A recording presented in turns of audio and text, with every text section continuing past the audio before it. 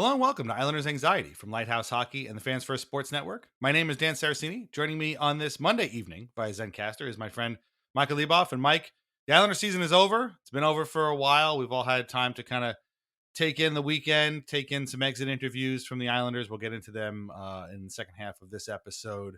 Has the finality of this season finally kind of crystallized in your mind that we don't have to worry about this team anymore? We don't have to get up and worry about what kind of horrors they're going to inflict upon us on this game day or any of that kind of stuff, while the rest of the NHL can enjoy the glory of the postseason. Yeah, it definitely has, right? Like it's been a couple of days now. The hockey world has kind of just like moved on to the Mm-hmm. Stanley Cup playoffs, and the Islanders, of course, aren't at the dance. So it's given you time to kind of just like separate it, and it I feel like this always happens that after a couple of days you're kind of it's just like yeah whatever. And it definitely hurts. Time heals all wounds, kind of stuff. And it goes from stinging to starting to actually miss them. The transition starts.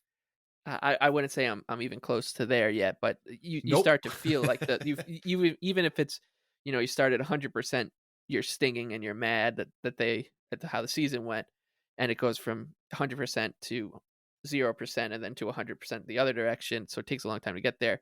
You do start to feel that movement at least already. Mm.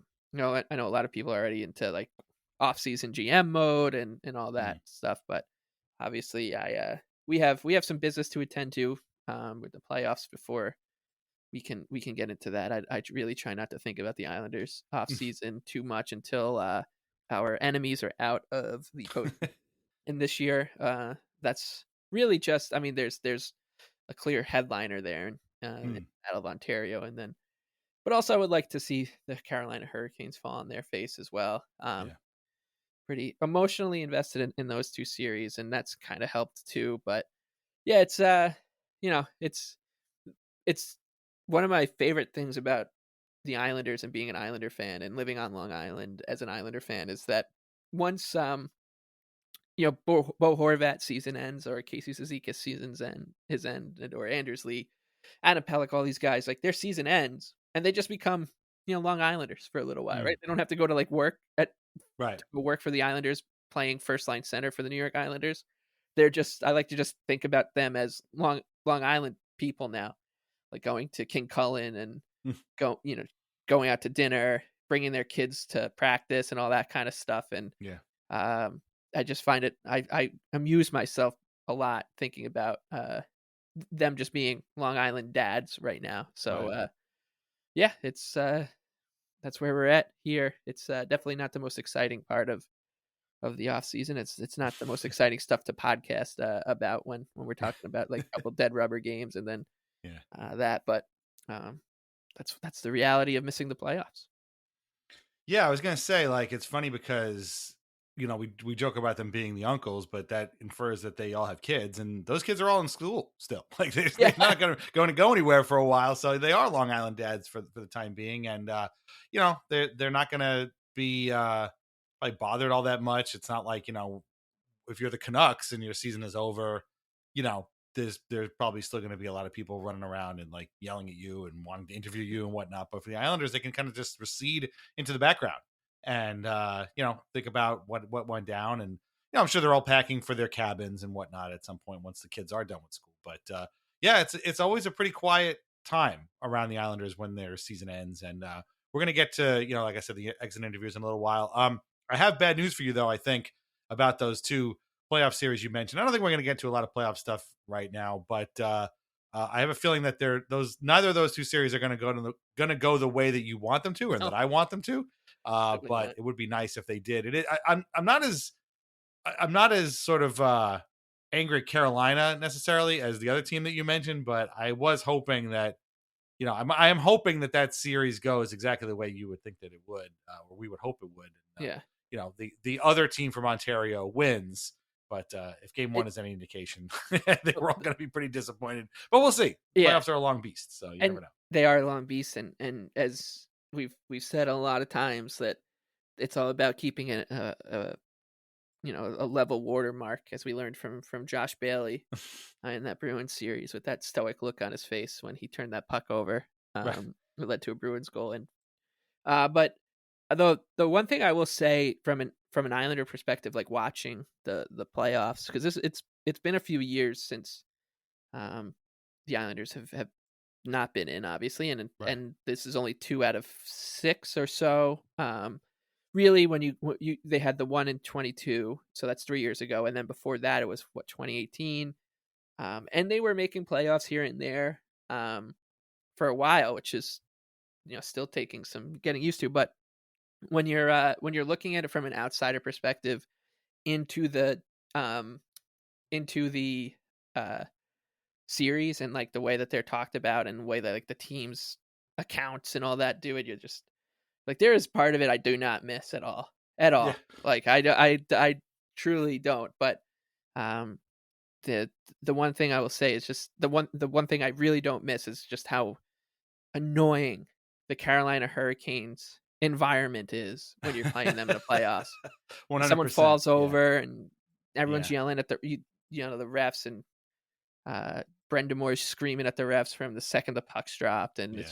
it's Yeah. I I'm posted happy on I'm just happy I'm not dealing with that. Yeah, I posted on Blue Sky. I'm exactly in the same boat you are. I posted on Blue Sky that it's time for the Devils versus the Hurricanes versus the refs versus the Yes. Carolina crowd. Like that's exactly what these. And I thought the same exact thing. Thank God that I don't have to deal with this again, because I don't know if I could. It would be very bad. But I'm actually surprised I watched as much playoff hockey as I have so far. But like I said, we don't need to get into all that. Let's talk about the Islanders here, because God knows you're not going to hear about it anywhere other than us, the other Islanders podcast, or the usual places here. Nobody's certainly talking about the Islanders. I'm going to talk about that in a little bit too.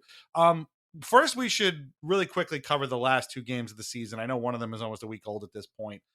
Quickly reminder that we are on Patreon at patreon.com/Islanders Anxiety. Membership gets you ad-free episodes, bonus podcasts, and stuff all summer long. So if you're craving Islanders content, come right to patreon.com/Islanders Anxiety, and you can get all kinds of stuff all season, all summer long. So, we never quite stop there. It'll slow down a little bit, but we'll still do our mailbag, still do a country club atmosphere, that kind of stuff. So sign up today. Okay, so we have 2 final games to talk about. There's a thing that happened at the end of both of them we'll get to in a few minutes. Let's just talk about the games themselves real quick. Both of them were losses. One was a 3-1 loss to Washington at UBS Arena. The game off the jersey off our back game, which is always great when the team loses impotently, as they did in this game. Dylan Strome had a hat trick, and I don't know. These things almost be blending together, because I could have sworn this dude had a hat trick against the Islanders earlier this season. And I was disabused of that by a Caps fan friend of mine. I was like, really? Was it some other capital that maybe had a hat trick against them this year that we weren't expecting? I don't know. But yeah, Strome, had a little bit of luck. One went off of Ryan Pullock's leg. He just turned around in the slot at one point, got it in, and then the empty net goal.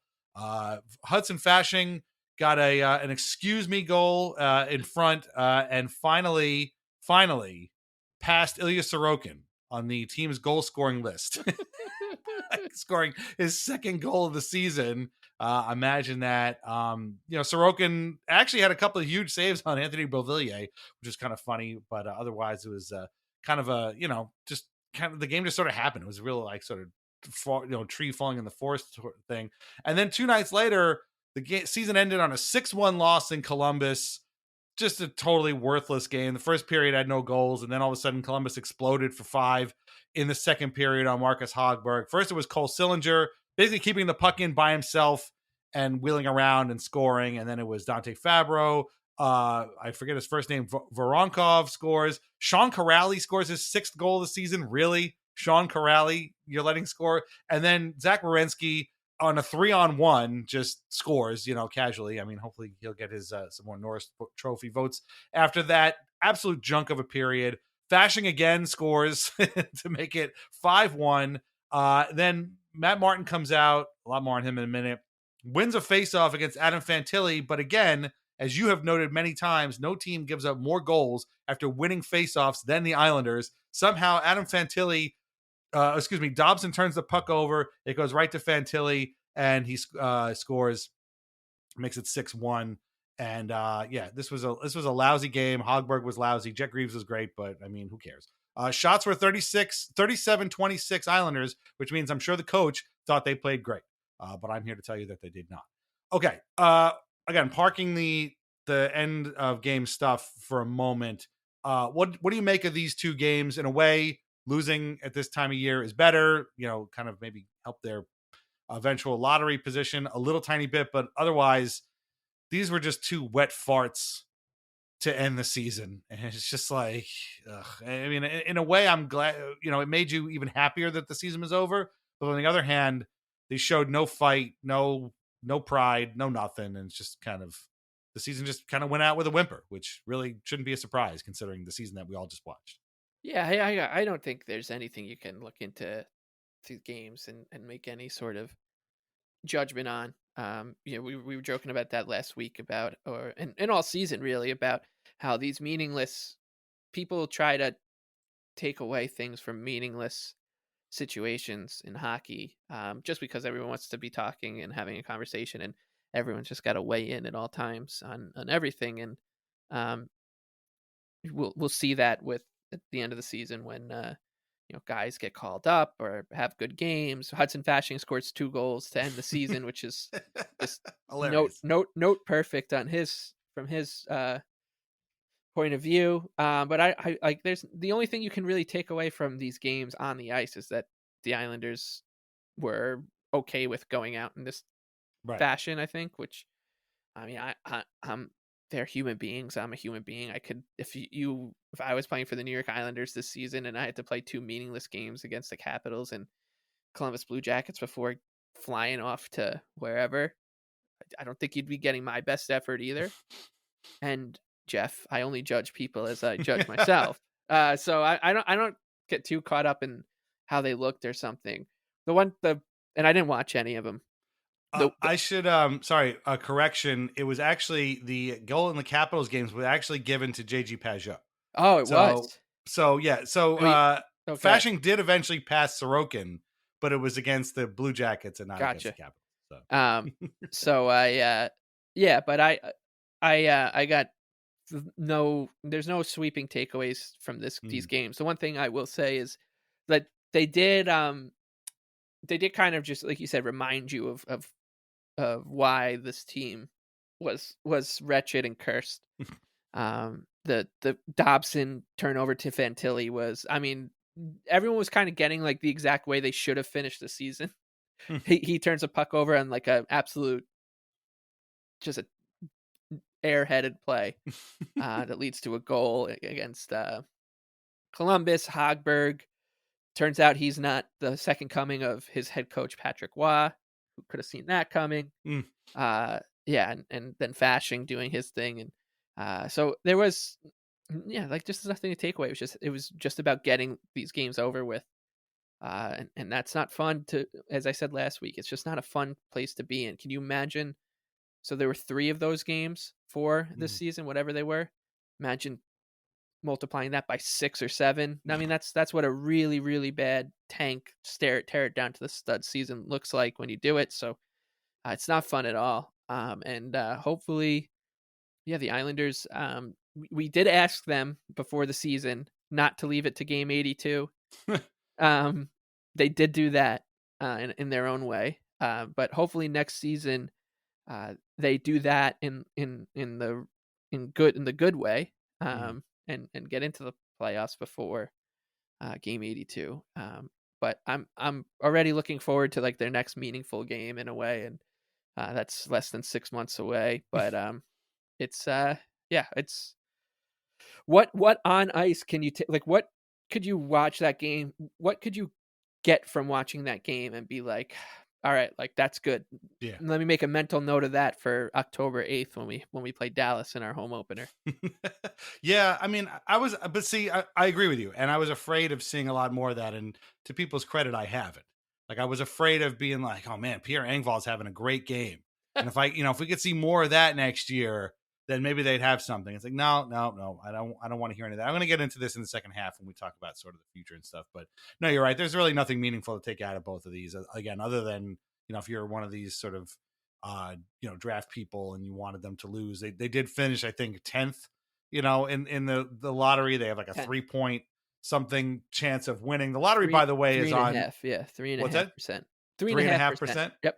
Yep. And So what our prediction was that, my prediction was that whatever spot they finished 1 point out of, ha would win, so and that would be terrible for us because that would be the Rangers at 11. right. So, the Islanders have 3.5%, the Rangers have 3% chance, and after that, nobody else can jump the requisite spots to get to the number 1 overall pick. Right. But I am, I'm pretty terrified about how that ping pong ball is gonna go I mean, because it's we not know like it's the not gonna range. be the Islanders, like, it's No. and the teams around them is like, "Oh, the Penguins, the Right. Rangers." It's Yeah. no, no thanks. Well, it's not like any of those teams have ever won a lottery before. In Yeah, fact, no, no, they never do.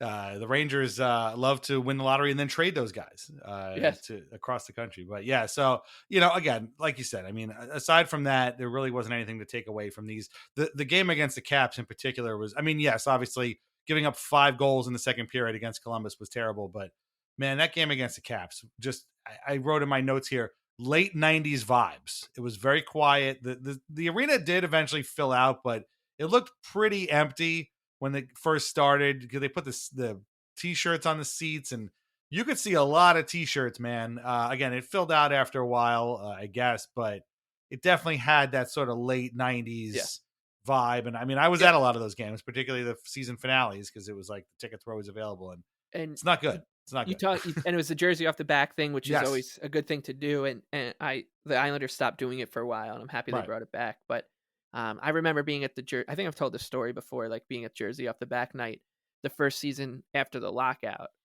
Hmm. and in a weird way, I was there because I was like, "Wow, this could be the last time I see the Islanders again because A, the arena issues, and also there was just a full year of a lockout." Like, Hmm. I you didn't go to bed during in the late aughts knowing that the NHL was even gonna be there for you in the morning. They were playing games on Outdoor Life Network and, all that stuff, so I was like, "Maybe this could be the last chance I ever get to go to the Nassau Coliseum," Hmm. and so I went, and I believe it was someone right, like, next to me got John Erskine's jersey off his back.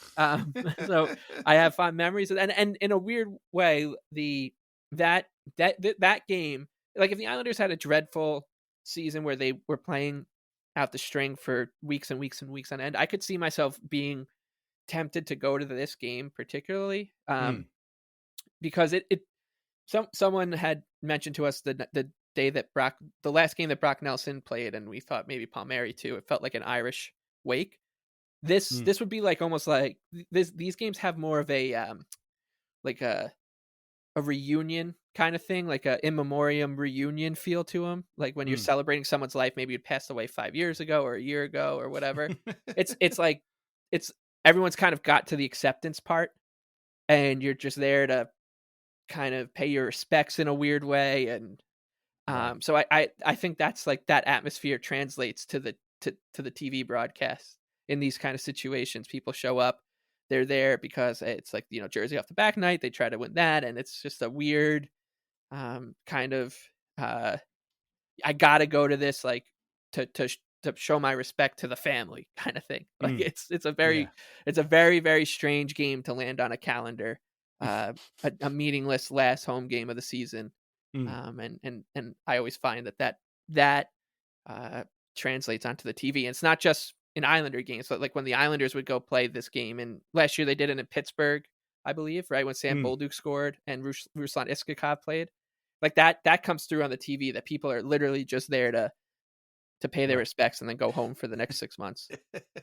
Yeah, no, it definitely had that feel and just it was no fun. And again, I mean the fact that like this guy who I mean most people probably didn't remember was even on the Capitals scored although he's had a great season, scored a hat trick. And it's just the jersey off the back thing reminds me of the sort of and it's funny too because the game prior to this was a game against the Devils, which was a TBS game or TNT game. Like it was a national game. Islanders Devils, the last week of the season. Somebody somewhere thought this was a good idea. Somebody thought that this Right. was going to be an intriguing matchup, and it was Palm Sunday. I was at my in law's house, and I had it on TV. I was sitting in the kitchen watching it. I was the only person who gives a shit about this, and all I could think of to myself was, who thought this was a good idea? Why is this on TBS? Why or TNT? Why isn't this on just MSG? I don't understand this. And then the Capitals game too was like a national broadcast game. Like, who thought this was a good idea? They You they know, took that one off, right? Didn't they take yeah, they moved they it they right. stripped it and then they put it this was you wanna talk about late '90s, early, like, 2005, 2006 feel. It was, like, only available on IslandersPlus.com, which Right. didn't even know that was a domain name at Right. all. It's It just was like they unearthed it. Do we still own the domain name from when Wong was here and right. we had to broadcast game only on the when we had to go to Calgary, we didn't have enough money to Yeah, to right. send a crew, so we just put it on IslandersPlus.com. Lighthouseproject.com, is that still available? Have we been paying the bills on that? But but so like in theory, it's a great idea. Like, yeah, people can come here and get the jersey off the players' backs right after they're done playing. But in a season, when a season ends like this, it's a terrible idea. Like, I don't want this guy. I don't want Adam Boqvist jersey. Like, no offense to him, but just I don't want this. I should mention, speaking of injuries, in the Columbus game, there was no Romanov, no Pulock, no Pelech. They were all out. But again, at that point, it didn't really matter. So these again, two wet farts, just like thank God they were over with. The energy level for both of them was terrible, and like you said, I mean, the players didn't look like they wanted to be there anymore. That we wanted to watch the games. However, there was some cool stuff happening at the end of both of these games, and it happened first against the Capitals. Again, the game is over, and the first guy over to shake Matt Martin's hand is Anthony Beauvillier, who obviously knows Martin very well from their time playing together in the Islanders. And I thought to myself, oh, that's kind of a cool thing. All of a sudden, the rest of the Caps start coming over, and the first guy after Beauvillier to say something to Martin is Tom Wilson, of all people. Yeah. Now, you guys know how we feel about Tom Wilson, but this was pretty cool. And all of a sudden, like every Capital is coming over, like it's all these guys. It's John Carlson, all these older guys, and then like some of the newer guys and the goalies, and then Ovechkin is there, and like they said something nice to him. They're smiling and everything. And he went over and he gets a hug from somebody on the bench. And at first, I didn't realize who it was. And then when Martin pulled away, I'm like, holy shit, it's Scott Allen, former Islanders assistant coach Scott Allen, who used to give those great intermission interviews. We loved those back when we first started doing this. So I was like, it like brought a tear to my eye. Like, this was really cool. Now, we don't know what Martin's, future is going to be. He hasn't said it, but like, I don't think they'd be doing all of this if they didn't have an inkling that he was going to announce his retirement. And then the same thing happened in Columbus. It starts with James Van Riemsdyk, sorry, who knows Martin from their time in Toronto. And before you know it, like he's like they literally pulled Martin off the bench. He was leaving, and then JVR skates up and was like, "Yo, Marty!" And all of a sudden he's like, "Huh?" And he turns around, he gives him the hug and whatever. And the next thing you know, all the Blue Jackets are lined up by the Islanders bench, giving him handshakes and stuff. So like, as bad as these games were, as much as I wanted this season to be over, as much as I don't want to see Matt Martin retire, unfortunately, this was a very touching moment and a very heartfelt moment. And if you've ever wondered, we've debated the usefulness of the fourth line and what they do for years and years and years, going back to the Jack Capuano era when they first put those three guys together. But when you see this happen, you see that players understand the importance of having a line like Martin, Cizikas, Clutterbuck, and what that meant for a game against the Islanders. It meant you were going to get hurt physically and punished. And it would made it so that those games were not easy to play against. And, the Islanders are going to be losing a lot of that. But I enjoyed this. I really felt something for this. Even guys like Tom Wilson, who frankly could go jump in a lake as far as I'm concerned. I was like, wow, this really is meaningful. And I found this, in a season in which at times was very, very difficult to watch. This was really heartfelt and very touching, and I really enjoyed it. I don't know how much Martin was crying about it, but I was kind of crying on my own watching on my couch. Yeah, and it really started before the game, when he gave that tearjerker of an interview, Yeah, about the whole situation, and yeah, I mean it really did pull something out of you, and and we're now far enough removed from the real heyday of Martin, Cizikas, and Clutterbuck, 2019, 2020, 2021, like those 3 years. We and even into, the next couple too after the Murphy's Law season, like they were okay, and we're a little bit beyond that to the point where there's like probably a group of people that don't even, not Islander fans, but just hockey people who have platforms and voices who comment on the game, and they don't even know Mm, what, like, Matt Martin, kind of means to the team. He's just a fourth line plug, mm, um, when yeah, he's just beyond that, and his impact, I feel, I was kind of blown away, because you see these kind of things happen, throughout a season, like when a linesman is retiring, or a ref, or a player like, like what obviously what happened with Ovechkin, and when Nathan McKinnon scored his 1,000th goal, and or it was his 1,000th point, and like the team celebrated, the whole team came on the ice, McDavid, all those guys. So like there are these moments throughout a season. Um, I didn't expect Matt Martin. Um, I mean, of course, we deem him worthy of it, right? mm, But I didn't think that his opponents, or like the coach on the other side, because a lot of times like these are orchestrated by the coach or captain, or like you said, JVR, someone who's a veteran who's been around and played with the guy, and it's like, look, we gotta, this guy, deserves a send off, with the way he's treated people and done things the right way. I just didn't think Martin would be deemed by the hockey world to be one of those people.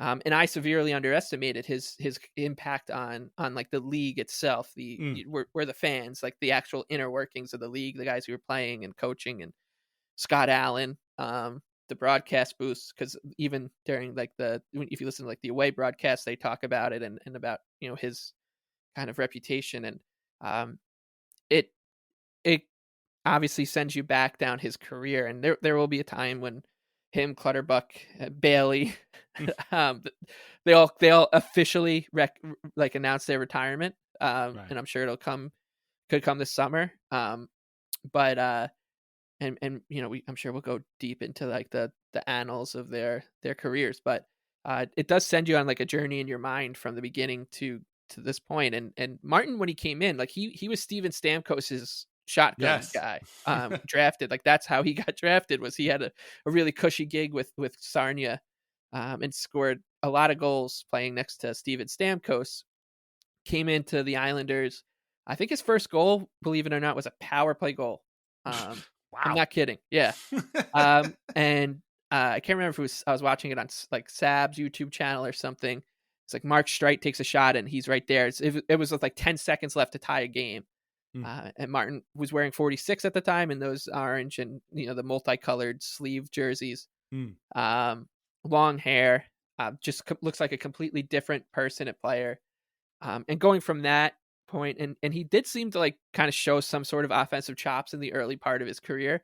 And then you get to the fight night situation when he for the only time in his career got suspended, mm. when Right. he cold cocked Max Talbot, which was a, like, if we're being honest here, like it was a very dirty play that Martin did. But from that point on, he colored inside the lines from, that was 2011, 2012, um, whenever that was. For the next 14 years, he, as even playing a fourth line role where he was setting hits records, didn't get Yeah. suspended again. Right. And I think that that's kind of what this whole, not celebrating the fact that he didn't get suspended, but that's the respect that he earned from his peers, and why people were coming out to shake his hand, be like, didn't want to ever get hit by you, but I knew if I was, you weren't going to put me into a stretcher. And I appreciate that. And that's like a Right. really hard thing to do, to control your emotions that way. And obviously his teammates think the world of him too. And Right. when you have played as long as he has, you play with a lot of teammates, and those teammates then, become part of the Islander diaspora, going out to the other parts of the league, and people be like, oh, what's what with that Matt Martin guy? And guys like, Anthony Beauvillier will be like, yeah, he's the best. Like, I love that Mm. guy. And that, leads to your reputation becoming what his was. And um, so, yeah, I mean, that was a lot to take in. I mean, the Islanders for this season, as I keep saying, it's been wretched, but there have been some moments there where you were reminded of like why we rooted so hard for these guys to get over the line. Yeah. Because professional athletes have a way of letting you down, in terms of their, you know, behavior. Mm, I guess to say. But these Islander guys, man, they really did kind of understand what it meant to be a role model and represent the island or the team, and they went about it the right way, and they just on that they kind of deserved more than what they've gotten from the hockey world, mm. I would say. And so it was nice to see at least the sport did stop for a second to recognize one of those guys. So yeah, it was that might that was like one of the highlights of the season, Oh, for sure. which is Oh, great. That just tells you where we're at. right. Yeah, and like I said, I mean, he doesn't know what he's gonna do. He kept saying in his exit interview that he wasn't sure he's gonna, think about it and stuff. But I mean, I don't think they would have gone through all this rigmarole twice if it wasn't, Yeah. he wasn't kind of I mean, what leaning do you towards. what do you think? October, if we're doing our first episode of the next season, like where's Matt Martin? In my head, I think I know where Matt Martin is. I think he's riding shotgun with Johnny Boychuk. Right. In the booth next to Lou, maybe. Oh yeah, Yeah. or I thought you said next to Cal. Like I'm like Oh, we're getting way too many people. All of a sudden, there's just going to be the entire 2021 New York Islanders are going to be in the booth. well, so Matt and his wife Sydney have two kids already, and they actually have twins on the way. That's true. Yeah. So on one hand, I appreciate everything Matt Martin has done for the Islanders. On the other hand, good luck, dude. Like, holy shit, this man is about to be very busy very, very soon. He joked about like having to put together twin, stuff at home. He's got a house full of, baby furniture to put together and stuff. So he's about to be very, very busy. So if he's not playing, he's not going to be doing a whole lot other than, taking care of a bunch of kids. So, by the way, I would pay very good money to the first streaming service that will broadcast Matt Martin's father-in-law, Boomer Esiason, watching all four of those kids in a reality show, because I want to see that. I just want to see Matt being like, "Yeah, we're going out, Boomer. We'll see you later." And Grandpa Boomer's got to watch all four kids, but that's neither here nor there. But no, like you put it perfectly. Like, I was going to save this for the second half, but like we're going to talk a lot about the Islanders' future and what they need, and where they got to get better, and blah blah blah, all these different spots. And I'm not saying that they need to keep Matt Martin on the roster, because it's pretty clear that his effectiveness as a player is at the end of its line. But this is a guy who didn't score a ton of points. He didn't lead the team in scoring or anything like that. So there are some that'll tell you that his hits totals are completely fabricated, which is complete nonsense, and I'm tired of hearing about it. So I wish those people would just shut the fuck up already. And he's a guy who, played limited minutes on a fourth line, for a team that, the furthest they went was a couple of semifinals, which, by the way, if you remember, he had some goals during those Yeah. playoff runs too. I mean, he scored that huge that backhand goal against Vasilevsky. Yeah. Yeah. And he scored not last season against Carolina, but the one with when Parisi was on the team 2 years Yeah. ago. Yeah. When they had that explosion in the third period, Palmieri scored, and then Palmieri passed it to Martin. And everyone's Right. like, "Wait a minute, is that Matt Martin on this 3-on-2 with Nelson and Palmieri?" And then he scored. And I was Right. like, so he did. He did score some big goals. He did have some big goals, although not in terms of importance, not in terms of like volume. He was never nearly. There. Like, I'm glad you mentioned the suspensions too, because like there are people, particularly like Caps fans or maybe Penguins fans, who think of Matt Martin as some sort of like boogeyman predator that like just goes around headhunting and looking for fights. That is not who Matt Martin is. And we know that better than anybody. This is a guy who obviously will fight and can fight, but he's not like, a guy he's not Ryan Reeves out there trying to like gin up fights with people. Like he'll take care of business if he has to, but otherwise he hits clean. And, that's part of the game. He's there to, make sure the other team knows that it's going to be a rough night when you play these guys.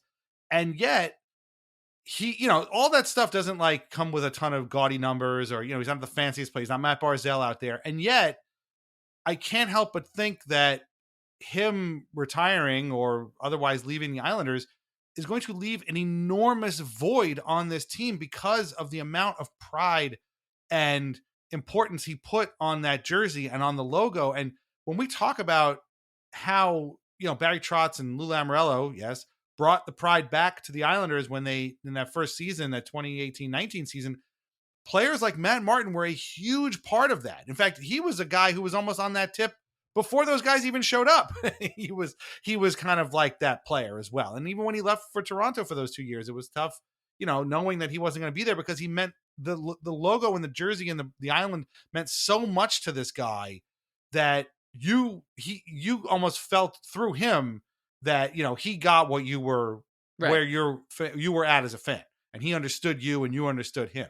And so the Islanders are going to be losing a huge key aspect of that, like a keystone of that, as they move into this very uncertain future where they have to kind of figure out a new identity and a new way of playing that's successful and can like actually lead them towards a Stanley Cup, and not, making the playoffs in game 81. Like, I don't want that. I'm tired of that. I want a team that is pointed at the Stanley Cup, not at the, final playoff berth.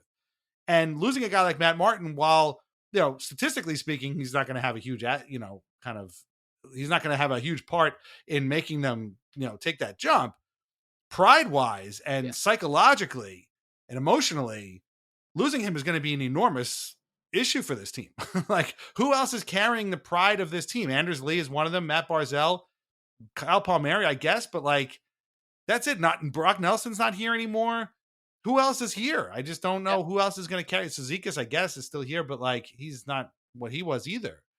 And the more I think about not having Matt Martin here, the more I'm like, they need dudes here that want to be Islanders Yeah. and understand what it's like to be an Islander and understand the importance of being an Islander, and the history and the real weight that logo carries. And they're just going to lose one of them now. And it really sucks. And I feel like, I wonder if that's another reason why he got a lot of those handshakes and stuff, because people understood this guy was an Islander. Right. He was as much an Islander as anybody else. And the Skates at the Stakes guys were having a conversation about who should go in the Hall of Fame and stuff. And I don't know if Matt Martin will get there. Maybe at some point he will. They'll put all three of them in there and stuff like that. But I mean, you try and name a more popular and important Islander of this era, you don't have to talk. You don't have to go very far down the list to get to Matt Martin. And it's kind of crazy when you think about this. A guy who's, I think his career high in goals was like 5 or something. It's not, this isn't Mike Bossy we're talking about here, but you don't need to be Mike Bossy. Like, you need to show your pride in being an Islander. And very few people did that more than and better than Matt Martin did. So I'm going to be Yeah. sad watching him go. I think that's why I was sad watching him do all Yeah, his I think handshakes and stuff. you're right. Like, and this is something we brought up on, I can't remember if it was a mailbag or just a regular episode of Islanders Anxiety, when people were kind of upset about Palmieri not going. Mm. And the counter argument was that you need somebody who gets that still, and there needs to be some sort of, if the torch is going to be passed to the next generation of Islanders, someone needs to be able to read the bedtime stories about, well, this is what Matt Martin was, right? Like, Right. he got it. And I think the word that kind of comes to my mind listening to you is connection, and Mm. it's two ways, right? Like, Matt Martin is the connection between Matt Martin and the fans is immense, and it's not just because he is the governor kind of character of the team and the community. And it feels like, I remember when my brother, who's an NYPD police officer and was the guy who arrested that Ranger fan who got punched in the face. Arrested the Ranger fan who punched that Lightning fan in the face. He had an issue with his lung, like a few years back, like a collapsed lung, and we coordinated with the Islanders, and Matt Martin was like FaceTimed him or whatever. Like, but I feel like Oh, Matt wow. Martin, like, that is his day, like that's his job, like, Right. like, he's once a day he's got to do that, and he's happy to do it. That's like him as a person, right? He's like he's like the like the community charity guy. I know the Islanders have a lot of them, but he's like the first one that comes to my mind, that, hey, we're having an event, we need an Islander, like, can you send one over? Yeah, Matt Martin is happy to do it. So like, there's that connection with the fan base, and also, as you said, like, he got the Islanders where fans were coming from, and he was coming from an era where that was really hard to understand, the pre-Trotz, Tavares departure teams. It was hard. It was pretty hard to explain, like, what the Islanders were all about, like what they stood for in those days in the early 2010s, the late 2000s, because it was really confusing. Like, I don't know what the Islanders stand for, honestly. Like, I know what they did stand for back in the day, but now we stand Right. for, Mike Comrie, Ruslan Fedotenko, Bill Guerin, and John Sims standing on a bridge at the Westbury Holiday Inn, and like that, those are our guys now. Like, oh, let's get excited for the new season. Here's John Sim at a hotel. Um, like the Islanders had lost their way for a long time. They were in the wilderness, and Matt Martin kind of came in at the tail end of that, Mm, and so he could carry that. He could kind of connect the two eras of this, like you said, the Lou Trotz teams that have restored the pride mm, to, hey, this is what it was really shitty here for a little while, guys. Like, I right. don't think, hey, Bo Horvat, like you're in a great spot. You're getting sued. You got these beautiful amenities here. You Mm, got the schools are awesome. right. But Hey, Pierre, you think that 7-year contract is great? yeah, right. Like, wasn't long ago when that would have been ludicrous, Yeah, like, yeah, yeah. exactly. Like you had to be Rick DiPietro to get that, and Yeah, that's it. exactly. And they were doing it basically to launder money somehow. Right? Like it's Right. he's connected to that era, and then he was connected to Mm, the Tavares departure, and then right. the next chapter. He was, obviously part of the Oposo Hamonic core as well. Right. Well, Andrew the fight night McDonald, game is the like a fight, huge yeah, thing, like you said, right. and he's a huge So part of that. yeah, he's like carried this huge kind of um I guess back in like the medieval times, like when you think about like the bards that would like follow knights and war camps around, and they would be in charge with like writing down everything that would happen Mm, to then pass it off to the next bard, and that's how history was documented back then. Like he was the guy carrying this huge book of the Islanders of this era, their history, and the coward who left town, and then the two old guys who came in and saved the day, and Val Filppula being really good looking, and like he had all these stories.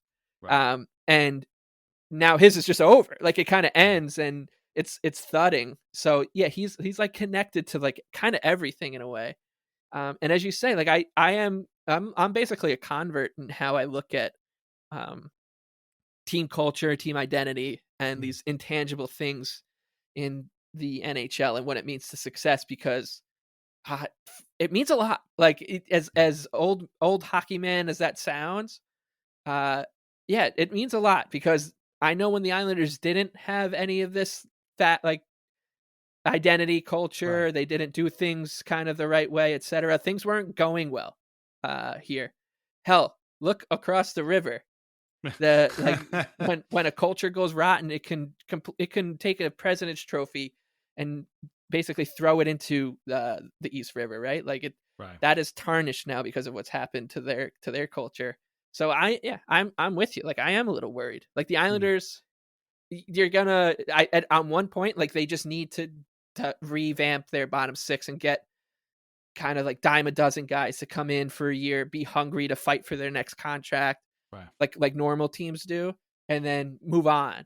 Mm, But at the same time, Brandon Duhaime coming in here isn't gonna yeah. he's not gonna know that uh what it was like to watch Right. Trevor Gillies like threaten Dustin Jeffrey's life because of on fight night, and Michael Haley chased down Brent Johnson. So I'm Yeah. gonna miss that part. Yeah. Yeah. No, I thought they need guys who are gonna have a chip on their shoulder. And Matt Martin, as nice a guy as he is on the ice, always seemed to kind of bring that aspect to it, to fight for the Islanders, like for what that meant. And it's going to be sad to see him not on the team. At least they used to be. At least this season they had him on the roster. Even if he didn't play all that much, he's apparently not going to get to 1,000 games, which is unfortunate. He said he kind of wanted it, but it's not going to work out. Apparently, he was legit hurt, according again to Boomer, who said he dealt with all kinds of ailments all season long. So, we were joking that, he got quote unquote hurt the way a lot of guys under Lou Lamoriello get hurt and they just kind of disappear for a while. But apparently he was legit hurt. It's great. So, You can yeah, see his face too. Like yeah, obviously another very handsome guy. But mm. if you look at Matt Martin from even 2015, and then you look at him now, it's just like that's a guy who's wearing it. Right. He looks like he's been through the wars, and Mm. um, so I that was another thing that really kinda hit me too, was that I was like, "Jesus Christ, like, I can't believe this is Matt Martin I'm looking at now." Like, Right. because he's so clean cut, even when he had, like, the long hair. You remember that there's that picture of him from the first Stadium Series game, with and Yeah. they all wore those hats. Yeah. He had, like, the eye black on and the long hair at the time, and even then, he's just like, he was cut from stone, the man. Right. But then you look at that interview, you're like, this is a guy who's seen some shit. He's seen some shit. He's been through it with the Right. Island, and he's seen some shit, and he's done it with the Islanders. Like, Yeah. it's one thing to see some shit when you're a member of the Colorado Avalanche, but when you see Right. some shit with the Islanders, It's the pretty Colorado rough. Avalanche won't believe the shit you've seen Yeah, around here. seriously. Through multiple arenas and different eras and different leaderships and all kinds of stuff like that. But yeah, so we'll see. Again, we don't know what the future is gonna hold, but something tells me that Yeah, we do. the players know, and they all acted accordingly. So it'll be tough, but wherever he ends up, we'll be fans of Matt Martin forever. And again, with about to be a dad of four. Whew. Yeah, he's seen some shit, and he's gonna see some more shit Yeah. coming up. But I think that's all good. And he's obviously got a great support system around him, which is great. Two real quick things before we hit the break and then come back on the other side and talk about the exit interviews for everybody else. Um, we didn't get a lot of information out of the exit interviews or really in the last week, but we did have one mystery get solved. And I saw this on Stefan Rosner posted this at the Hockey News. So here we are wondering why Scott Perunovich isn't playing. Why hasn't Scott Perunovich played? Why can't we see Perunovich in a game? Well, we finally have an answer. If he played 20 games for the Islanders this season after being traded, then the Islanders would have had to have sent the St. Louis Blues a fifth round pick. Well, he did not play 20 games. In fact, he barely played half of that. He played 11 games. And so guess what? Scott Perunovich is now free. The Islanders, I guess, don't have to send the pick to the Blues for Perunovich. Is that the reason why he didn't play? Maybe. I don't know. But if it is, okay, I guess. What does that mean for his future? I have absolutely no idea, but I just thought that was kind of funny. The other thing is, another one of the guys that was acquired late in the season, Adam Boqvist, has new agents. And according to a few sources, including Elliot Friedman, they are working on an extension. So he might be sticking around for a little while longer. Friedge also talked about Noah Dobson, kind of working on things as well for his contract that we're all very, very nervous to find out exactly how that's going to go, but we'll have to wait and see. Perunovich and Boqvist, I thought Boqvist played okay for his time here. It's hard to really judge these guys because they just would not stop giving up goals, could not put anything on the board themselves. I'd like to see more of Perunovich. Again, he's got the pedigree, but who knows what they got in him. I guess maybe they like him and they want to keep these guys around, and that's fine. But the team's going to need a lot more than just these two guys if they're going to, again, take that next step. What do you make of those two nuggets there? The Perunovich getting less games, maybe to lower his price from the very reasonable. Hey, listen, if they had sent the Blues a fifth round pick for Perunovich, I was still fine with it. Yeah, I know, I That's know, cool by me. that's the funniest part of it. Right. It's not like it's a first round pick that we were talking Right. about, like a fifth round pick. I think I would just play the guy. Hmm. Yeah, I mean, I can't tell you where this is going. Yeah. And I mean that in terms of the Islanders off season, but I also mean it in terms of the kind of more granularly with the blue line. Hmm. I I'll say it Right. again. I say it a million times a season. It's so nonsensical just to like make predictions and then stick to them and be like, this is how I think the season's going, and then work yourself up into a tizzy because that's you know 8 different hockey media people have picked the Islanders to finish last in the NHL because it doesn't matter. Shit happens during an NHL season.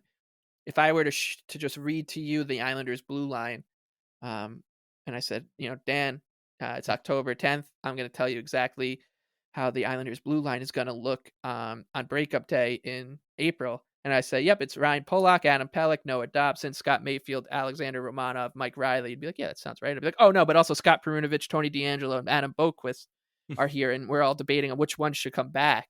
You'd be like, well, that's insane. How did they get those guys? Tony DeAngelo was in Russia, right? Like it's it's it. I can't make heads or tail of it because th- I think that if you're being honest with yourself, the when you look at the blue line, and you're like, if you were to rate these guys 1 through 9 or 10, um, on who had the biggest most positive impact on the team, I don't even know. Like, there's an argument for every spot. Like, Yeah. who was their most impactful defenseman this season? Who was their best defenseman? I don't know. And I don't know. that's number one. That's usually the easiest. You're like, oh yeah, it was Cale Makar. It was Zach Rowensky. It was your number one defenseman. It was Hmm. Jacob Slavin. For the Islanders, it's like, well, was it Dobson? I don't know. Was it Pellick? He missed 20 games. Definitely wasn't Polak, right? Like, but he did, play more than most of the other guys. Don't think it was Mayfield, although he was effective when he was in. Romanov was up and down. He was not healthy all the time. Obviously, Mike Riley didn't play a lot. Tony DeAngelo came, did a job. Like, so we're not even getting to like the 6th or 7th guy. Like, okay, we got to make a decision here. The Islanders have to make a decision basically 1 through 8 next year on these guys. There's a decision to be made at every part of this blue line. Hmm. So when you get to Perunovic and Boquist, I'm like, I have no idea I couldn't tell you what they should do with them. I don't. I like that Anna Boquist. Obviously, he's got a high pedigree. He was a top 10 pick. Right. He's serious. He's got some serious like puck moving skills, etc. And then you get to Perunovic, and you're like, yeah, I like him. He's got a good pedigree. Smaller guy, has some really good puck moving skills. I'm like, now am I just? Are they redundant? I know their handedness is different, but are they? Do we need 2 of them? And then that's before you get to Riley, who's, what can you, with the reality of the situation, plus, is it worth him chewing up a roster spot next year? And so you just go down the line with this blue line, and it's really, really hard to have any sort of feel for these guys. So I couldn't tell you what they should or what they will do with any of these defensemen, and I would say that I'd have the least amount of feel for what they should or will do with those 2 in particular. Hmm. Because I don't Yeah. know. Did we see enough of them? I mean, on one I hand, don't know. on one hand, it felt like Boquist played 35 to Right. 40 games, and on the other hand, I was like, did he play 5 games? Like, I don't really know. Like, I don't know. I'm very I find Perunovic's story and him as a player to be very affable. So I Hmm. kind of am rooting for him over basically anybody on this blue line at this point. Right. But I don't know. I really don't know. Yeah, no, that's why I'm saying, like, it's very funny to me that neither of these guys played all that much, and yet they may want to keep them around. Right. So, like, Already. Like, that's right, the yeah, first order of business. We got to get Boquist done. lock him up, lock that guy up. So yeah, I don't know, but like, this is a pattern with these guys. I mean, they had Dobson around when he couldn't go to the minors and stuff, and obviously it worked out for a little while, and that's the first guy they should trade out. Like, to answer your question, theoretically, Dobson is supposed to be their Werenski, their Right. number one guy, and he hasn't played like that in over a year now, and it's hard to not think it's something going on with the coach, because once Patrick Waugh showed up, all of a sudden the Dobson that we saw in the first half of last year disappeared all of a sudden. So I don't know. We'll have to see. But again, in a vacuum, I think maybe bringing these guys back isn't the worst idea in the world. I mean, Mike Riley is a UFA too, and I mean, he's barely played, and he's played okay, and then he had the heart condition and everything. So I don't know if they want to keep him, but you can't keep all these guys. I mean, we were joking the second half of the year they had 1,500 defensemen, and you can't play them all. Somebody's going to have to go. And I mean, then the other thing too is this. We'll get into it again very shortly, but like, one of the things that doomed this team was a lack of depth. It's like, you can have depth, but at the same time, these guys have to play. You can't just have them sitting in the press box the whole time. So we'll have to see how it goes. I just thought the Perunovic thing in particular was pretty funny, and so we'll have to see how that goes. But right now, we haven't heard anything from any management person at all, just players. So we're gonna take a break. We're gonna come back, and we're gonna talk about the exit interviews, and maybe try and glean a little bit of information about where this team is headed. All right, so meet us on the other side. Thanks. And now, a word from our sponsors. First is always VintageIceHockey.com, where you can get t-shirts, hoodies, jerseys, and more featuring over 100 classic hockey logos. Vintage Ice Hockey now carries a full line of Islanders Anxiety merch featuring our blue and orange brain logo, as well as our Al Arbor and the Island shirts. And as always, our portion of the sales go directly to the Center for Dementia Research. That is vintageicehockey.com. Try wines from the Pinot Project. They offer a rosé, a Pinot Grigio, and a Pinot Noir that was named a top 100 best buy by Wine Enthusiast magazine. All are delicious, priced at less than $15 a bottle, and available at local wine shops and at UBS Arena. Learn more at thepinotproject.com. Please drink responsibly.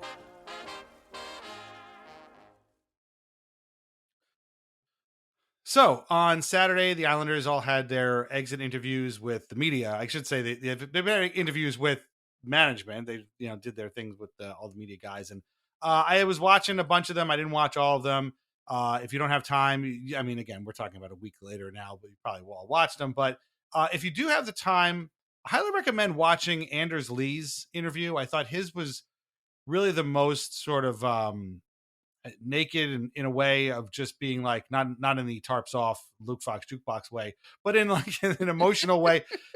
He's one of the few guys that was clearly very upset at where they are. They all trotted out the same line about, oh, this isn't where we want to be and everything. And yeah, okay, fine. But like Lee was the only one to really sort of have it, like you were saying about Matt Martin before, like wearing it on his face. And like, no offense to Anders Lee, he's a sharp guy, but I don't think he's a good enough actor to kind of pull off the idea that, he was just pretending to be really pissed off. He looked pretty pissed off. And, he's a guy, again, who bleeds blue and orange. He's going into the final year of his contract. I'm sure he doesn't know what's going to go on with him either.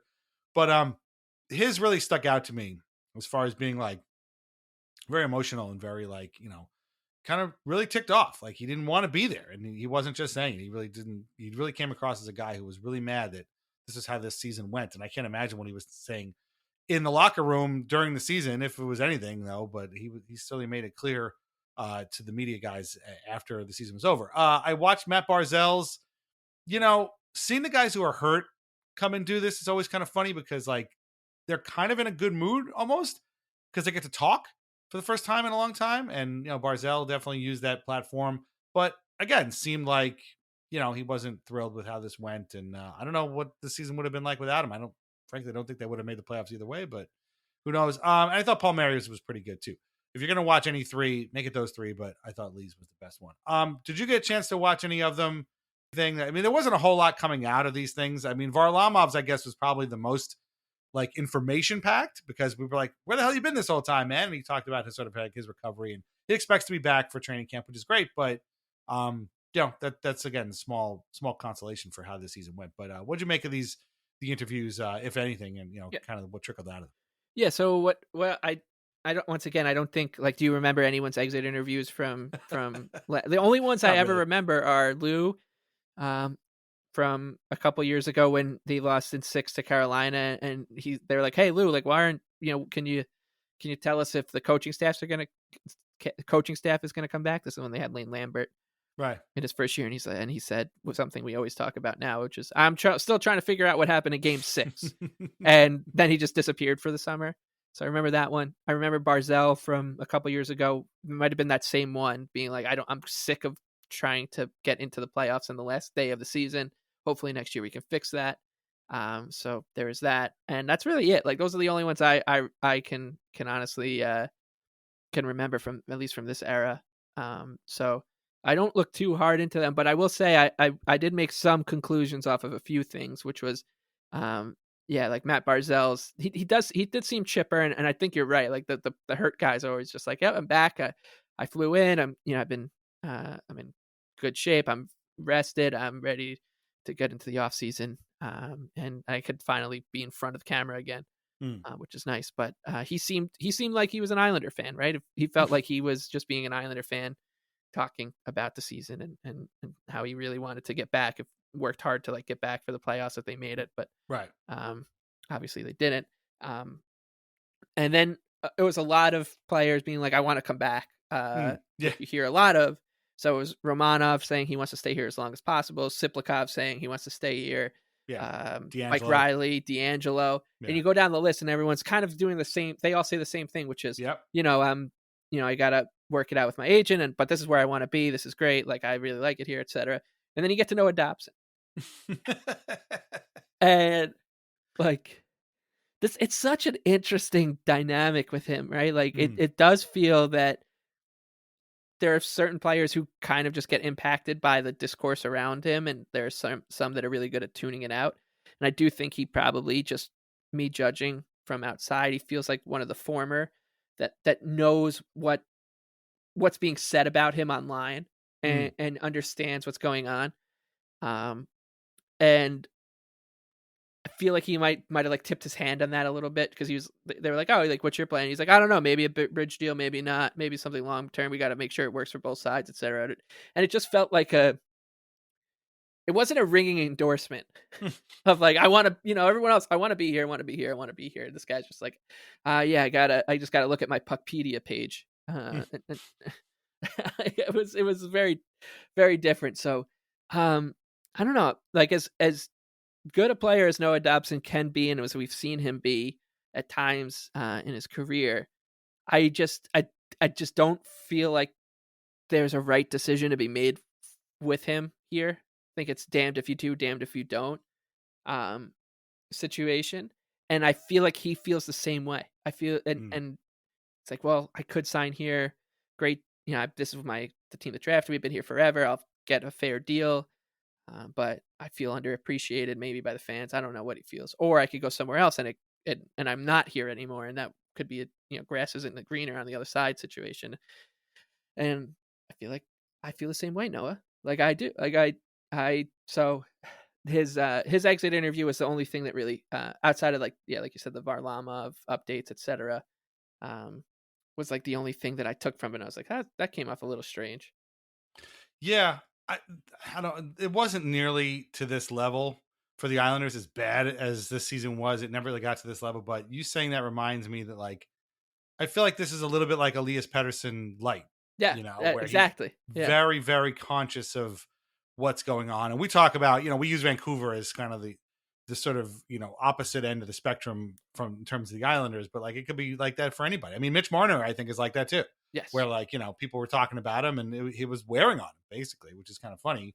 And he was still putting up 100 points or near 100 points and it was weighing on him. Geez, I wonder what happened if it wasn't. But yeah, I think that's probably something that's going on. Again, I'm trying to psychoanalyze this guy from a 10-minute video after his season is over, but it is interesting that he was the only one who kind of didn't give a canned answer to that. But we've been saying this whole time, this is going to be a very interesting negotiation. A year and a half ago, this guy was looking at making $10 million a year. I mean, he was a 70-point defenseman with a right-handed shot who was 23 years old. That is a gold mine. You are a walking money tree at that point. You could print your own money. Like you are set. You're going to be set for life.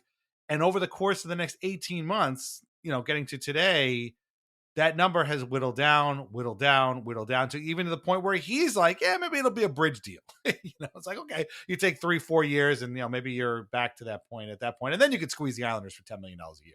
So I don't envy anybody in this situation. I don't No. envy him trying to make the case that he was better than he appeared. And I don't envy Lou Lamoriello having to be like, or whoever having to be like, this was not good, dude. Like, and again, this is a conversation they had, I think, on Skates at the Stakes or was Isles House. I'm not sure, but like they talked about how like the stats guys around the NHL and the internet hockey community love this guy and talk about him being so good, but let's be honest, they don't watch the Islanders. We watch the Islanders. Right. We see every turnover. We see every fumbled puck. We see every completely terrible power play, which isn't just on him. None of those things are just on him, but like he seems to be kind of at the center of a lot of those things. And so it's going to be really weird what they're going to do with him. I suspect he'll be re-signed at some point, but I think we're Yeah. all kind of sweating. Oh my Uh, God! well, Please don't, please don't make a mistake here because the there's already guarantee. two. We're going to get to it in a minute, but like there's too many guys already signed that you add one more to this, and it's just going to make it even harder to shake things out. Yeah. I almost lean towards the best decision is probably try to trade him because I do think his value around the league is a lot higher than what we think it is. And as you said, like, yeah, those the stats and the charts, they could be incredibly helpful.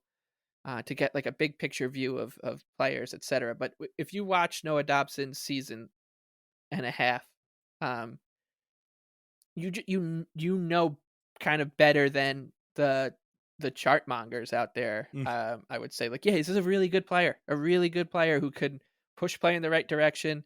He can do all sorts of things well. The Islanders are in a position where they need him to be their number one defenseman, and he's not going to be that from the looks of it because of the baggage that he carries. So they can trade him somewhere, and get the value, get enough value back to go either go get that defenseman or to acquire that defenseman for him or something Yeah. else, because we've seen it. Like we know the tale of the tape, and as you said, the thing that always drives me nuts when I see people talk about Dobson, be like, I can't believe Islander fans are running this guy out of town. First of all, nobody's running him out of town. We're just Right. like, don't sign him to like a $12 million Yeah. deal. Where Right. please, we're not. Like if he signs like a sweetheart, good fair contract, by all means bring him back. But Mm. it does sound like he's angling for a home run swing from the way he kind of carries himself. But um, the one thing that blows my mind when people are like, I can't believe Islander fans don't like this guy. Like, have you seen the power play the past 2 years? Yeah. Do you know who's run that power play the Right. past 2 years? Have you seen the Islanders blown leads numbers in the third period? Do you know who plays a lot of minutes on Yeah. defense when they're defending those leads? These people have not watched the Islanders. Right. Like they It's just just haven't. it's frustrating because these are the people who are always like, oh, you're missing the context, when that they are always missing the context here, which is that, yeah, this guy, good player, talented player, right shot, big defenseman, can put up points, plays really well with Matt Barzal when they're on the ice together. All good things, but at the same time wants and is expected to be paid like a number one defenseman. Right. Please, like Mm. let's not do that. And I think a lot of it is the PTSD from the Devon Taves trade, Yes. as well. But the Islanders are in such a different position from when they had Right. to make that trade because it was, they needed to like get their books in order, and it was between Leddy and Taves, and Right. it sounds like Barry Trotz is like, you're not taking Nick Leddy from me. He's like he's my guy. But Um, but and, like Letty's a good example. Like Letty was not considered to be the team's best defenseman at any point when he was on the Islanders, right? But he was their best offensive defenseman by a mile for years because he was able to move the puck quickly and do things that facilitated goals being scored. And like if Noah Dobson had played more like Nick Leddy over the last year and a half, we wouldn't be having this conversation. yeah, Like we'd be like, okay, that's fine. He's Nick Leddy 2.0. That's great. Keep doing that. But you can't even yeah. reach that level. And So and and maybe it's because they haven't, Letty was so good with Boychuk and all those years, right. right? And maybe like they just haven't found the right fit for Dobson. Like his numbers with Pellick It's are really possible. good. Maybe Yeah. they just need to go to they do need to kind of abandon ship with Pollock and Pellick in some sort of Yeah. fashion. And The maybe it's Dobson and Romanov were expected to be a pair. yeah, It doesn't really work out for the two of them. Yeah. right. They're both, yeah, as we say, like just uh Yeah.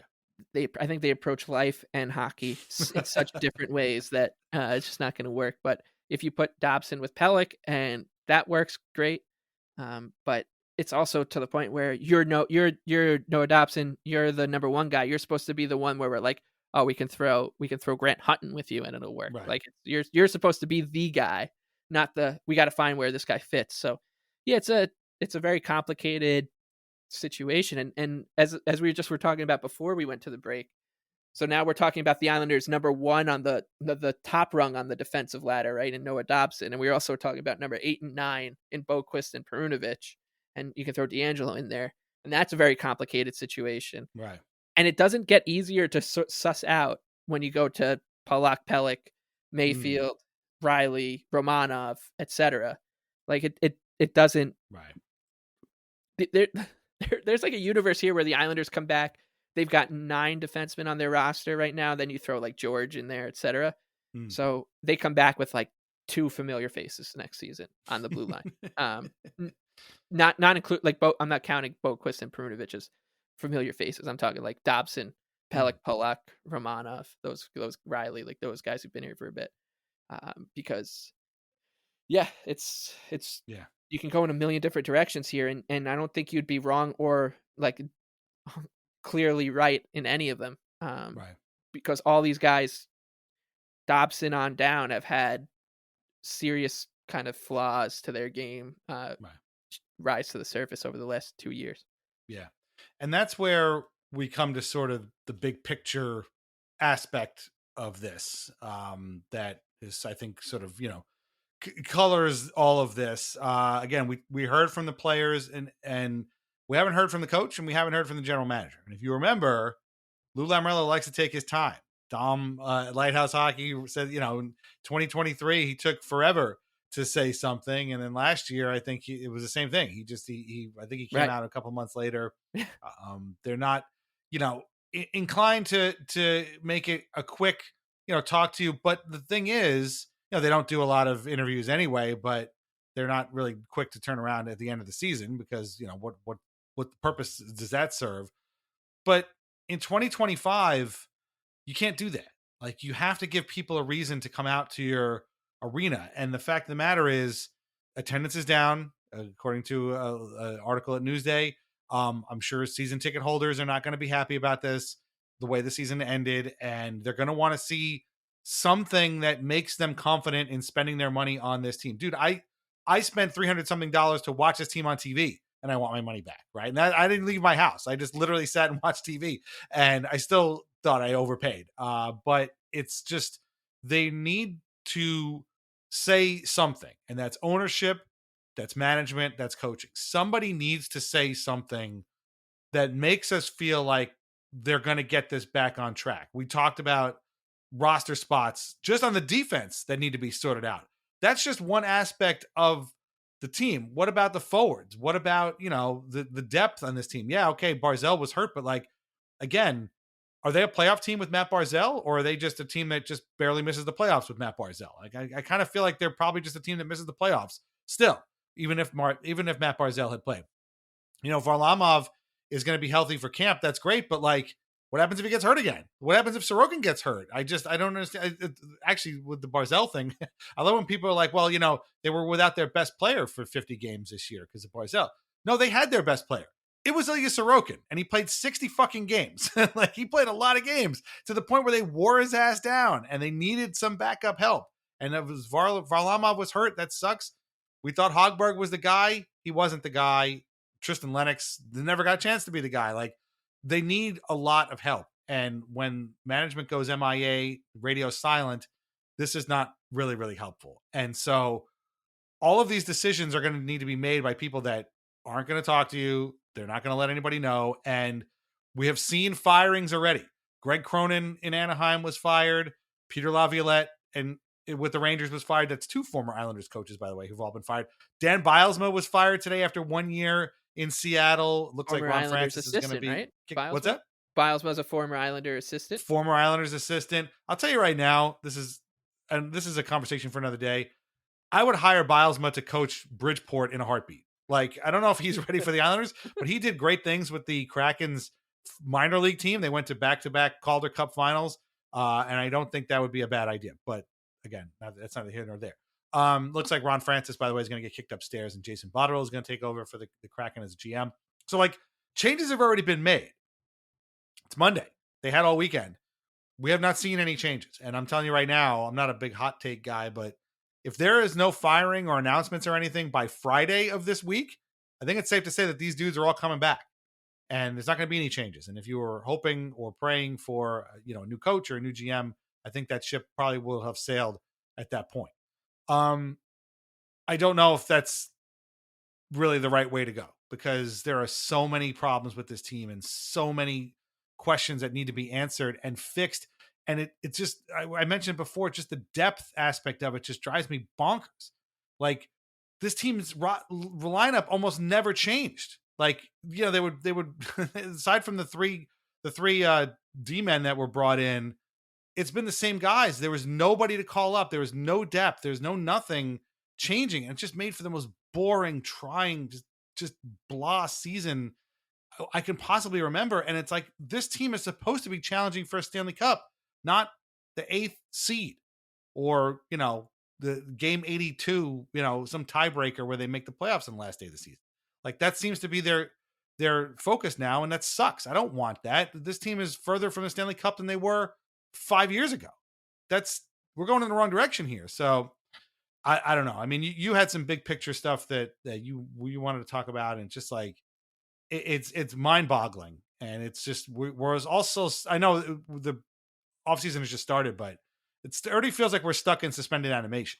And I'm almost like preemptively mad that we're going to see a lot of these same guys next year on this roster, because they just can't do anything with them. Like, they're just stuck with them because of mistakes made 3-4 years ago. I don't know. It takes two to make a trade. Uh, it's got to make sense for both parties. Um, That's good. I'm getting better. I would say that I do think that the main characters here are probably coming back. Mm. Them being Lou Lamoriello and Patrick Waugh. I can't say I feel as confident about their assistants. I mean, at least John McClain, I would say. Like, I don't know how. I mean, if sign me up for whatever racket he's running, if he can keep his job, like, good for him.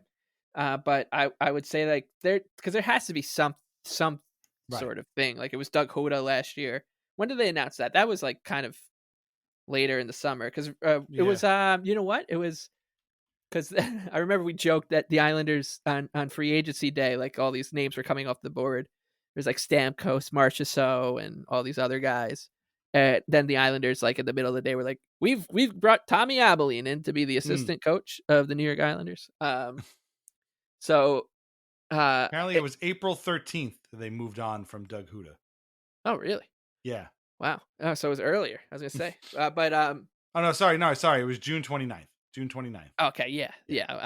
yeah. That's It was this. after the draft. Yeah. So I would say this is how I would imagine this to go, which is that the Islanders will just go into radio silence mode now for a while. And hey, maybe they don't, but it's just my prediction that they go into radio silence mode for a while, and then come time for the draft,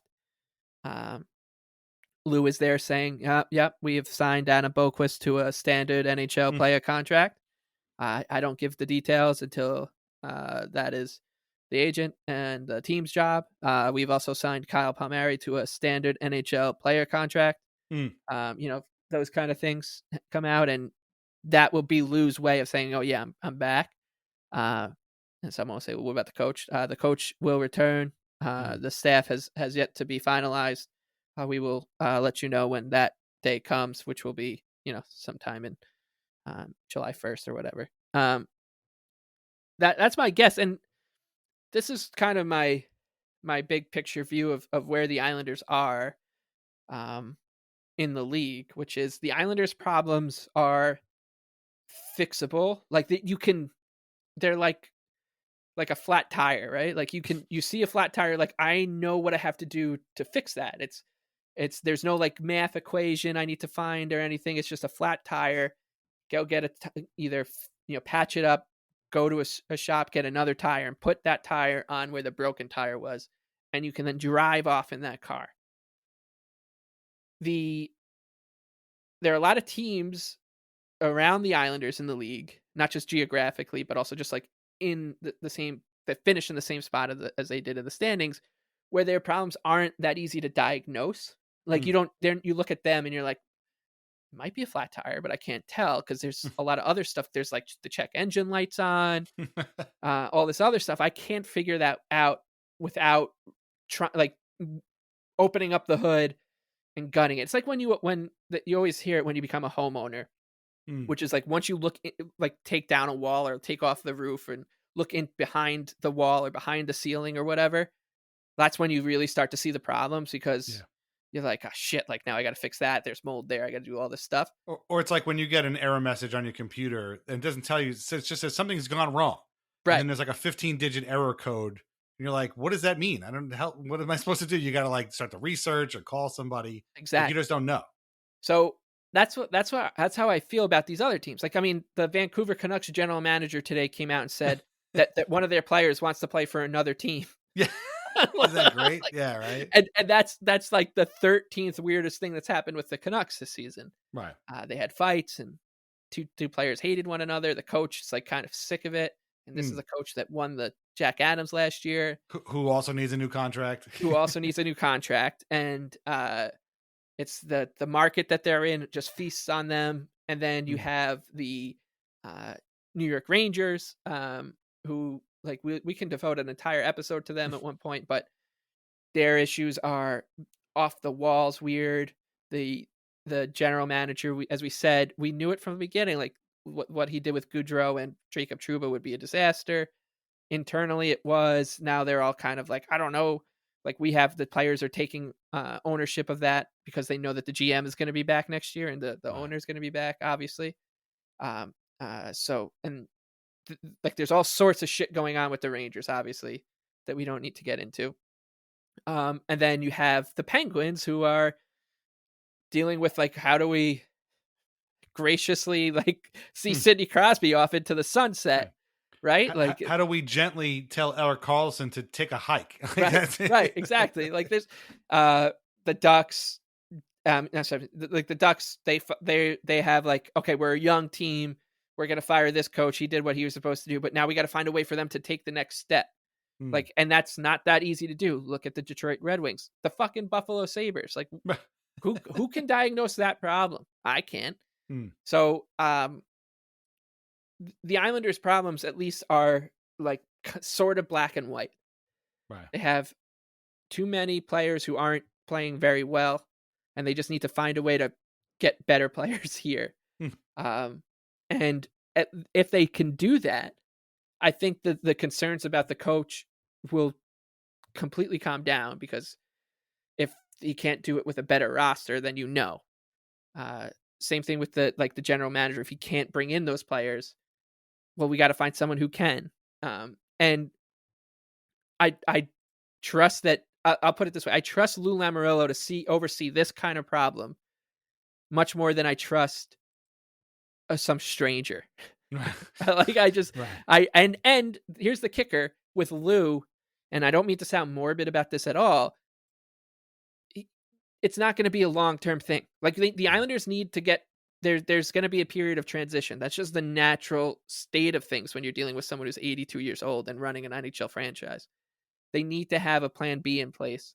And after a season like this, you can actually say to Lou and have a leg to stand on, be like, we know how you want to run things. We know it's your way or the highway. That's just how things go with your organizations. But Mm. we're coming off a bad season.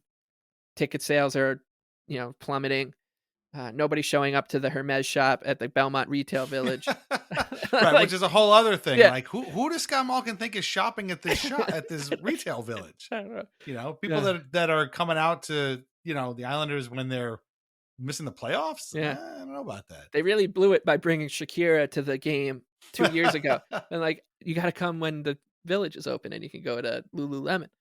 But yeah, I you can go to Lou and be like, there has to be, this is it. Like there has to be a transition plan in place. This is what it is. You can help us develop it, whatever you want to say.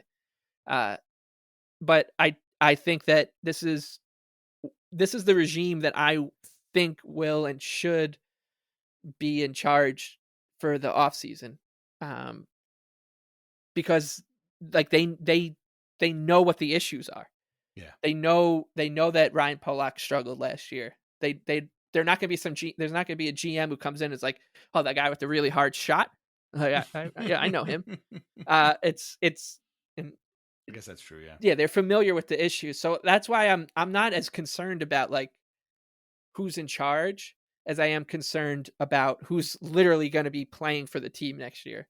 Yeah. Because I think that the biggest issue with this team is the same issue that it's been for my entire life. Like they just don't have enough good players. They just No. don't have enough good players on this team. And when they've had good players and they've had like a roster of good players, thinking back to 2014-15, that team was coached by Jack Capuano, right? Like that was like one of their best seasons ever. Right. So, it's just those issues. Garth Snow was the GM. Like they, Yeah. like, it's just I'm not. I just don't think it's gonna make or break. It's gonna frustrate the hell out of everybody, though. I will tell you that. Like if Lou, Yeah. if you don't hear from the Islanders for the next 6 weeks, like people are gonna be fucking pissed, Oh, and and they you have know the every right to scenario be. you laid out is 100% is going to happen. Right. Lou will do a thing at the end of the draft that'll just it's a clearinghouse for all the stuff they did, Yep. and that's it. And And you're that's gonna all. see a And lot then of people on Twitter going, "It's been 37 days since Lou Lamoriello has addressed the Islanders media. It's been 49 days since Lou Lamoriello has addressed the Islanders media."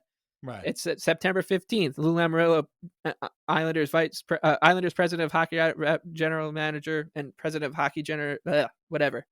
Islanders general manager and president of hockey operations announces that they've signed Anthony Beauvillier to a 1-year contract.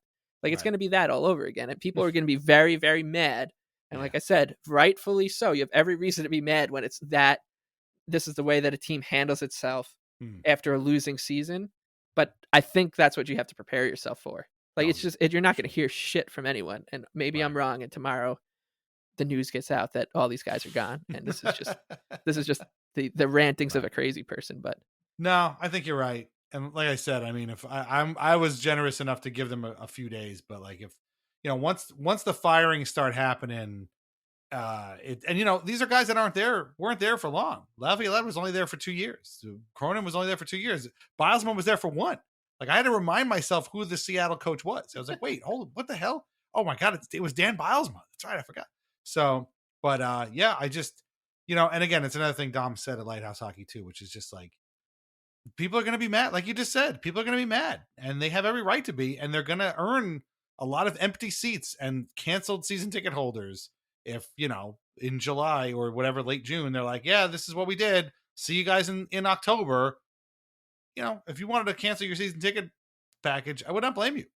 Like I don't want to deal with this again. It's been 4 years, dude. It's been 4 years of this. 4 years. Who else is getting a 4-year run after and they're getting a fifth crack at it? I know. Like I just the first season it was Murphy's Law, but again we talked about this last week. A lot of those problems could have been prevented, to be honest with you. Season after they barely made the playoffs. Season after that they barely made the playoffs. Now they barely missed the playoffs. Like, what are we doing? What are we doing here? Why are we getting a fifth crack at this? I'll leave the coach alone for this time because again, I'm not a fan, but I don't know. I hear a lot of, oh, well, Barzell was hurt. Yeah, okay. And what happens if he plays? He was on pace to have his lowest scoring season of his career. All right. Well, and then Duclair was hurt too, but again, that's a whole other thing. We don't Right. know where Duclair is now. He didn't talk after the year. The last we heard from Duclair, the coach was calling him a bum and told him to go home. So we don't know what his story is. So it's as we sit here just a few days after the season is over, we don't have a lot of answers for you. And they're not coming. And they're not coming. Right. And I think that's the thing is like the sooner you accept that, Hmm. the more upside there is just to the entire thing, right? Because if you're someone who wants Lou and want out and wants like sweeping changes, by all means, you have a lot of evidence to point you in that direction. But if you accept that they're coming back and then tomorrow they're both gone, like you'll be happy because you're like, oh Right. wow, I was wrong. That's great. Like I was, I was here. I am getting ready for like year 2021-2026 season, right? But now I have something better. But if it does go the way we think it is and you just accept it, you're already mentally there. So I would just accept it. We've been through this so many times now that Hmm. it's and that doesn't mean there aren't going to be changes personnel wise, like on the roster. I'm just saying you're just not going to hear anything. Yeah. You're not going to hear anything from the Islanders in all likelihood. And I hope I'm wrong because it could be exciting if they do come out and start to like let things come. But the last thing I want is the Islanders general manager coming out and being like, "Oh yeah, Matt Barzell wants to play on the New Jersey Devils with Luke Hughes and and Jack Hughes, his brothers." Like, Man, I think had to about read that. that quote twice. I was like, what the hell is That's Jim the Rutherford captain. talking about? Are you out of your mind? Yeah. Yeah, like Yeah. that. I don't want that. I like No. that, and I'm not saying that it would automatically mean they go in that direction, but there will come a time when a lot of people are like, "Damn it, I really miss having Lou around when we didn't get anything because of they just Mm. shot themselves in the foot like that. Or, with what's going on with Drury and the Rangers Right. and Yeah. those kind of situations too. Like we've got to the best part about this whole thing is at least there's a tidy ship that needs to be Yeah. tinkered with. It's Right. not a goddamn mess. It's not the car with the check engine light that you don't know what's wrong with. It's a flat tire. Lou Lamoriello is a handy guy. Mm. Let's hope he can fix it. Yeah. Because if he can't, then we have to move on. And at least it's not like I said, it's not like they're gonna be like, okay, we're gonna stick with Lou, and he's got 4 years to figure it out. He doesn't have much time to Yeah. figure it out. So it's Right. We'll see. the worst possible scenario is that it just doesn't work out again, and Yeah. that would suck. But at least it's not gonna be like Kevin Adams is here to completely overhaul the organization now, and he's a genius. Kevin Adams is talking about palm trees and Right, whatnot. right, Yeah. right. Yeah. No, I mean, we've said it before. When they're winning, the silence is great because we could just sit back and enjoy it and know that the team, on the other side of that, silence is going to be good. When they're losing, it drives you nuts because you want change and we need to see change. And my whole thing is, it's been 4 years, man. Like you can only get so many kicks at this can before we got to get somebody else in here. And I know that Lou hired everybody, and I know that Lou's fingerprints are literally everywhere in the organization, even on the arena. He helped build, but at the same time, I don't know how many other people have it in them to go for another year with these guys, this same group, after what we just witnessed, particularly after what we just witnessed this year, which is almost like a full team breakdown, wheels falling off everywhere. But maybe that's another conversation for another time. Yeah. Okay, we have talked at length about as much as we can, just here a few days afterwards. Like I said earlier, we got a lot going on this summer, so make sure you sign up at the Patreon to get more. This week, a little bit of a change. We're going to do our country club atmosphere later this week. We're going to record it Thursday. We'll put it out on Friday. If there's a change, we'll let you know. But looks like we're going to do that this week. If not, it'll be next week. We did put out an episode of Weird Islanders, the podcast, last week that is about a guy who is currently playing, or at least was currently playing, Pius Suter. And you might be thinking, wait, Pius Suter played for the Islanders? Yes, he was a training camp all-star, as we called him, along with guys like Jan Kovac and Mix Indrasis. And we talked about all those guys and a whole bunch more with my friend Ryan Schapp, who knows the Canucks inside and out. I'm sure he loved Jim Rutherford's postseason press conference today. I saw him on Blue Sky talking about how he doesn't know if he could really watch the Canucks anymore. His podcast that we talked about on the show, is no more, Pucks on Net, which is a shame because it was a great podcast. But he's starting a new one called The Hardest Podcast to Podcast, which is about the White Stripes and their music. So check that out if you can. But by all means, check out our Weird Islanders. It was a lot of fun. And as he said, his podcast mates were like, wait, an Islanders podcast wants to talk about Pius Suter? And he's like, yeah, I think these guys kind of know what they're talking about. So I'm going to go with it.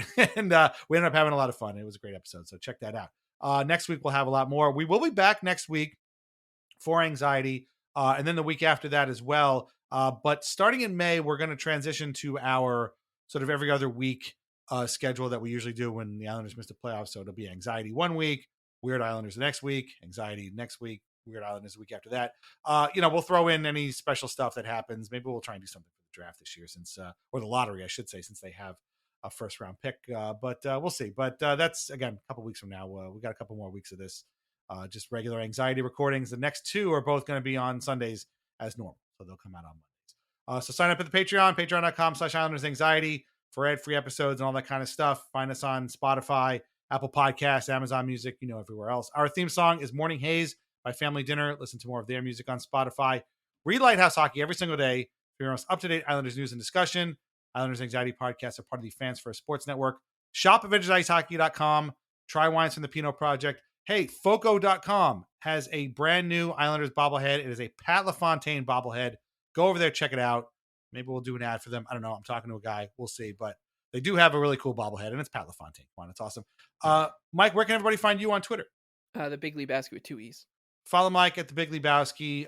Again, we don't have a lot of answers, but we have a lot of worries, which is par for the course for us. Any final thoughts on kind of where we're at now in this very strange limbo / suspended animation? While the rest of the NHL is enjoying the playoffs, we're sitting here like, what are we going to pay Noah Dobson?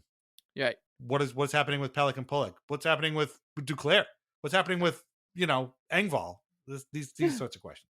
Yeah, and you're just not gonna get the answers from really Nope. anybody. That's the other thing too. You'll learn like I've done a good job of avoiding a lot of like the hockey podcasts, like 32 Thoughts for a long time, but Yeah. I jumped back in to listen to the Islanders segment from Yeah. last week, and I just thought it was so great that Kyle Bukauskas his when he threw it to Elliott to go through like their big picture preview of the offseason, he was like, all right, Elliott, to the Islanders now, and some things went wrong for them and they missed the playoffs.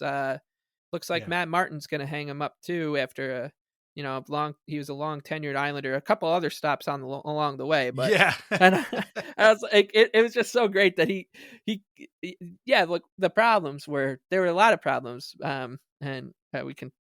It's not your job to pay attention solely to the Islanders, but I could tell that young Bukauskas had no idea how the Islanders' season ended up. He just saw that they finished on 82 points, which is where everyone expects and paints them to finish.